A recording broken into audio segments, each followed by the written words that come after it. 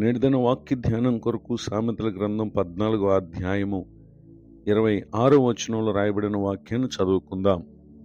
యెహోవా యందు భయభక్తులు కలిగి ఉండుట బహుధైర్యము పుట్టించును. చదవబడిన ఈ వాక్య భాగంలోని దీవెన నా ప్రియులకు మీరందరూ పొందుదురుగాక.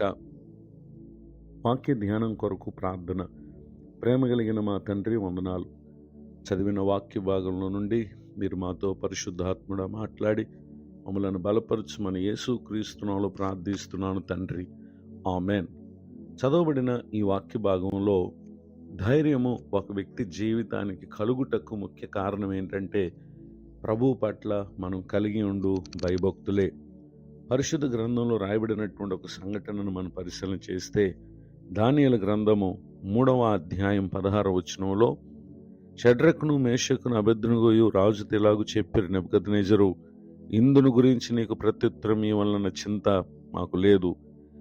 17వ వచనంలో, మేము సేవించుచున్న దేవుడు మండుచున్న వేడిమి గల అగ్నిగుండముల నుండి మమ్మల్ని తప్పించి రక్షించుటకు సమర్థుడు.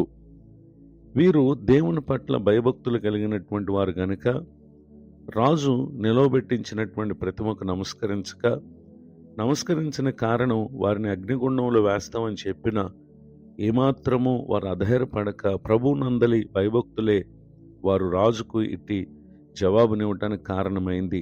ఈ మాటలు విన్నటువంటి రాజు అత్యాగ్రహం నొంది ఎప్పటికన్నా అగ్నిగుండమును అతడు రెట్టింపు చేయించి అందులో 7 అంతలు వేడిమిగా చేయమని ఆజ్ఞాపించగా వారు ఆ విధముగా చేశారు. అయితే వీరిని బంధించి అందులో వేయటానికి వెళ్ళినటువంటి వారు అగ్ని తీవ్రంగా ఉన్న కారణం చేత అగ్ని జ్వాలల చేత వారు కాల్చబడి చనిపోయారు. కానీ వేయబడినటువంటి వీరు ఏ బంధకము లేక అందులో సంచరించుటను చూచి రాజు ఆశ్చర్యపడ్డాడు. అయితే 4వ వాని రూపమును చూచి మరింత ఆశ్చర్యపడ్డాడు. అయితే ఇటు ఆశ్చర్యకరమైనటువంటి కార్యం ఆ అగ్నిగుండంలో ఉండుట గమనించినటువంటి రాజు వాకిలి దగ్గరికి వచ్చి, షడ్రక్ మేషక్ అబేద్నెగో అయిన వారులారా, మహోన్నతులకు దేవుని సేవకులారా, బయటకు వచ్చిన ఎద్దకు రండని అతడు పిలుచుటని 26వ వచనంలో మనం చూడగలం. వారిని పరీక్షించి వారి శరీరాలకు అగ్ని ఏ హాని కలుగు చేయకుండాట, తల వెంట్రుకల్లో ఒకటైనను కాలిపోకుండాట, వారి వస్త్రం చెడిపోకుండాట, అగ్నివాసనైన వారి దేహములకు తగలకుండాట చూచి 28వ వచనంలో రాజు అంటున్నాడు, వీరి దేవుడు పూజార్హుడు, ఆయన తన దూతనంపి తను ఆశ్రయించిన దాసులను రక్షించెను అని చెప్పుటను ఇక్కడ మనం గమనించగలం.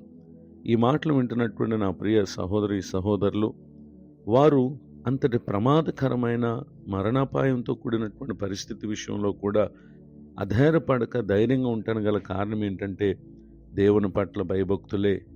మన ముందున్నటువంటి ఈ జీవిత యాత్రలో మనం ఎదుర్కోవలసిన అనేక పరిస్థితుల్లో మనం ధైర్యంగా ఉండాలంటే అనుదినము దేవుని పట్ల భయభక్తులు, దేవుని వాక్యానికి విధేయత చూపే జీవితం, ఎదురయ్యేటటువంటి ఎన్ని శోధనలోనైనా ఏమాత్రం కృంగిపోక ప్రభునందలి విశ్వాసం చేత ధైర్యంగా ఉండటం, వీరి జీవితాలు మనకెంతో గొప్ప మాదిరిని కనుపరుస్తూ ఉన్నాయి కనుక అట్టి స్థితి కలిగినటువంటి వారే ఈ మాటలు వింటున్న ప్రియులకు మీరును మేలు పొందాలని కోరుతూ ఈ మాటలు ముగిస్తున్నాను. ప్రార్థన. కృప కలిగిన మా తండ్రి, మీకు వందనాలు.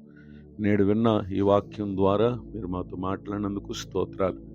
అలా ఉన్న పిరికితనం తొలగించి నీ యందుంచిన విశ్వాసం ద్వారా కలుగు భయభక్తుల ద్వారా కలుగు ధైర్యము ఇది మొదలుకొని మా ప్రియులు మేము మా జీవితాలు కలిగి ఉండటానికి సహాయం చేయండి. కృంగిన వారిని, దుఃఖితులను, వేదనలో ఉన్న వారిని ఆదరించండి.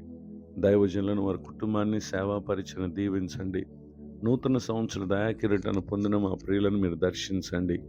యేసుక్రీస్తు నామములో ప్రార్థిస్తున్నాను తండ్రి, ఆమెన్. తండ్రి, కుమార, పరిశుద్ధాత్మ దేవుడితో నడిపించునుగాక, ఆమెన్.